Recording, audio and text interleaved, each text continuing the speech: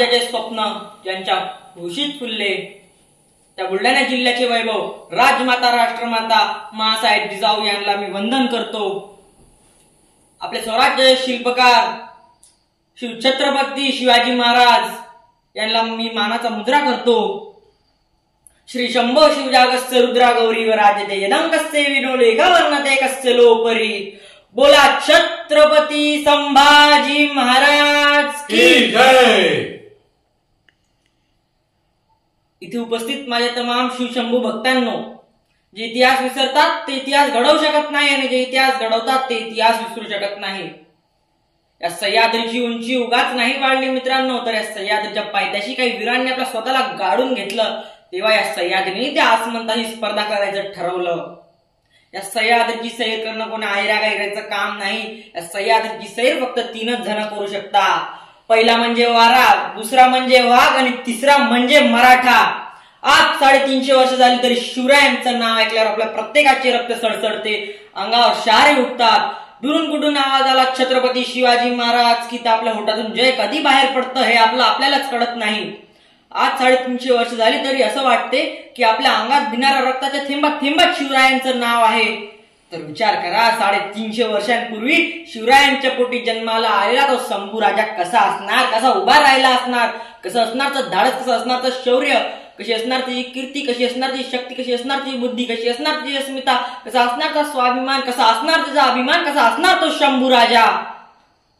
पण मित्रांनो, मला सांगताना लाज वाटते की जर का आपण एका अडाण्या व्यक्तीला प्रश्न विचारला, तुम्हाला माहित आहे का शंभूराजे कसे होते, 2 शब्दात उत्तर देतो, रगेल आणि रंगेल। या 2 शब्दांनी त्यांचा पूर्ण इतिहास बदलून टाकतो। त्यांच्यावर कित्येक आरोप लावल्या गेली।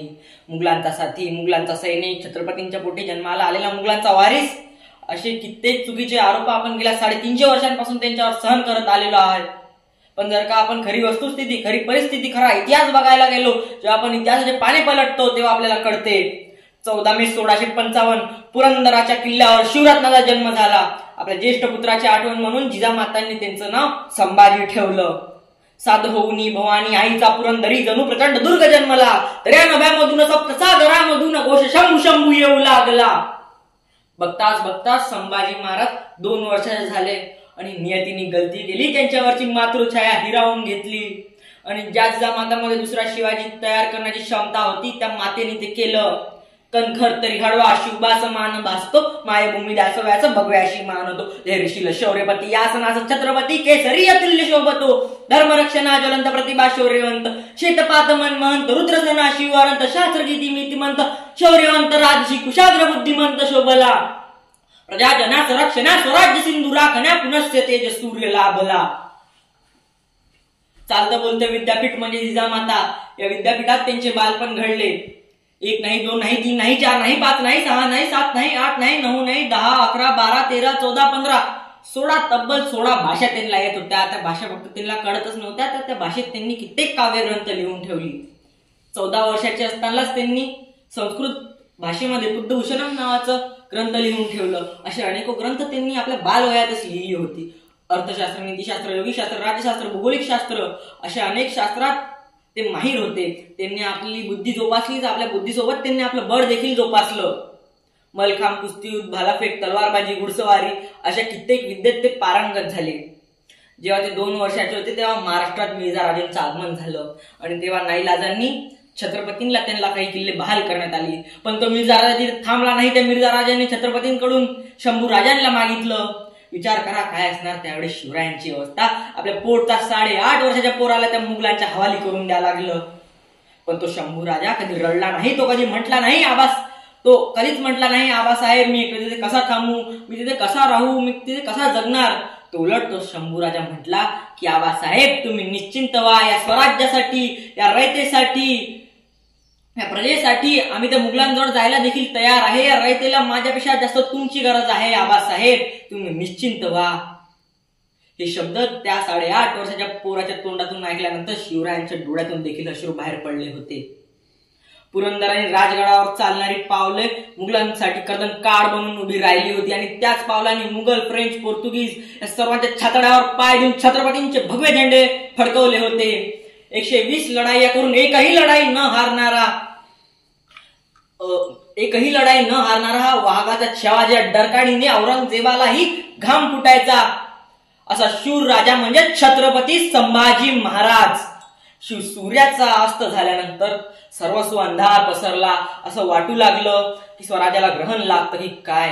पण शुक्र तारा समान शंभू राजा हळूहळू करून प्रकाशित होऊ लागला होता. 5 लाखाचं खडसैन्य घेऊन आलेला औरंगजेबाला 9 वर्ष झुंज देणारा महापराक्रमी राजा म्हणजे छत्रपती संभाजी महाराज. आयुष्याच्या अखेरच्या क्षणी देखील स्वतःचं अभिमान, स्वतःची अस्मिता न विसरता स्वराज्यासाठी बलिदान देणारा चारित्र्य संपन्न मृत्युंजय राजा म्हणजे छत्रपती संभाजी महाराज. मित्रांनो, पण अखेर नियतीने डाव साधलाच होता आणि त्यांना गिरफ्त झाली. शंभू राजांना गिरफ्त झाली आणि शिक्षेचा अंमल सुरू झाला आणि अखेरचा क्षण आला होता तेव्हा स्मरण केलं ते शिव छत्रपतींचं आणि काढला छावा. आबासाहेब, तुम्ही मला आभाळांच्या डोळ्यांनी बघत असणार, पण ते तुमचं आभाळा एवढं रूप पाहायला आमच्याजवळ डोळेच उरले नाही. तो आबासाहेब, तुम्हाला आठवत असणार, आग्र्यावरून परत येताना तुमचा हात हातात घेऊन आम्ही विश्वासाने म्हटलो होतो की आबासाहेब तुम्ही निश्चिंत व्हा. ते हातही आमच्याजवळ उरले नाहीत आणि तुम्हाला आबासाहेब ही साथ घालायला आमच्याजवळ जीभही उरली नाहीत. पण जगायचं कसं हे तुम्ही जगाला शिकवलं होतं ना. पण जगायचं कसं हे तुम्ही जगाला शिकवलं होतं ना. आणि मरायचं कसं हे आम्ही जगाला शिकवू आणि मरायचं कसं हे आम्ही जगाला शिकवू. मित्रांनो, जाता जाता शेवटी मी इतकंच म्हणू इच्छितो, ज्या राजाचं नाव ऐकून सळसळते आमच्या प्रत्येकाचे रक्त, ज्या राजाचं नाव ऐकून सळसळते आमच्या प्रत्येकाचे रक्त, अशा शूर शंभू राजांचे आहोत आम्ही भक्त. अशा शूर शंभू राजांचे आहोत आम्ही भक्त. जय जिजाऊ, जय शिवराय, जय शंभूराजे. धन्यवाद.